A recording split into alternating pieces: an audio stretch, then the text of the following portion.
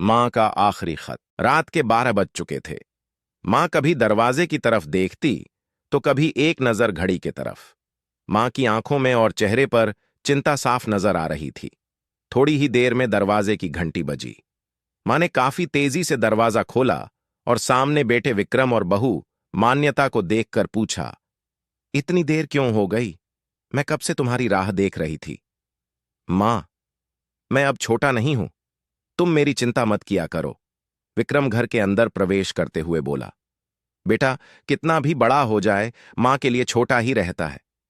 चलो छोड़ो, हाथ पैर धो लो, मैं तुम्हारे लिए खाना लगा देती हूं। मां ने दरवाजा बंद करते हुए कहा। माँ जी, हम बाहर से खाना खाकर आए हैं, आप खा लीजिए, हम सोने जा रहे हैं, बहू मान्यता ने कहा। लेकिन मैंने तो तुम लोगों की पसंद की खीर बनाई है, आओ थोड़ी थोड़ी खा लो। माँ, तुझे एक बार में समझ में नहीं आता क्या? तेरी बहू ने कहा ना, हम बाहर से खाना खाकर आए हैं, क्यों परेशान करती है? जा तू खीर खा ले और सो जा, और हमें भी से शांति से सोने दे। माँ अकेले कैसे खीर खा सकती थी और उसे बिना खाए नींद कैसे आ सकती थी, क्योंकि बेटे के इंतजार में उसने भी कुछ नहीं खाया था। वह किचन में गई, एक गिलास पानी पिया और अपने रूम में चली गई। सुबह 10 बजे विक्रम की आंखें खुलीं। बाजू में मान्यता अभी भी सो रही थी। विक्रम हॉल में आया तो लैपटॉप के पास रखी एक चिट्ठी पर उसके नजर पड़ी। यह चिट्ठी किसकी हो सकती है? यह देखने के लिए उसने चिट्ठी खोलकर पढ़ना शुरू किया। मेरे लाल, तू सोच रहा होगा कि एक ही घर में रहते हुए ये चिट्ठी क्यों? मैं तुम्हें बोलकर भी ये बात बता सकती थी। हां, बता सकती थी अगर तू मेरी बातें सुनना चाहता तो। किसी एक्सप्रेस गाड़ी की तरह तू आता है और कुछ ही पलों में निकल जाता है। खैर, वो सब जाने दो। कल तुम्हारा जन्मदिन था, इसलिए मैंने खीर बनाई थी।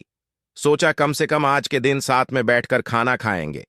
मगर मैं यह बात बोल गई थी कि मेरा बेटा बड़ा हो चुका है, तो अपने दोस्तों के साथ पार्टी करके खाना खाकर आया।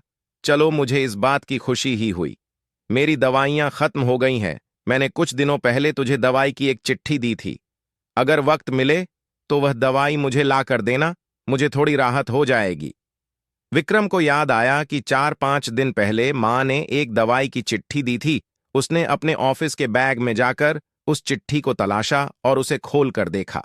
उसमें लिखा था, मुझे ऐसी दवाई ला कर दो जिससे मैं अपने बेटे को भुला सकूं।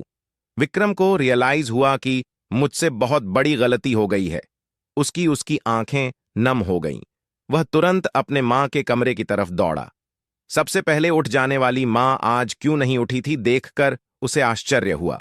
उसने मां को उठाने की काफी कोशिश की, लेकिन मां एक गहरी नींद में सो चुकी थी। विक्रम के पास फूट फूट कर रोने के अलावा और कोई चारा। दोस्तों, ये कहने की जरूरत नहीं है कि माँ बाप जीवन में कितने मूल्यवान हैं।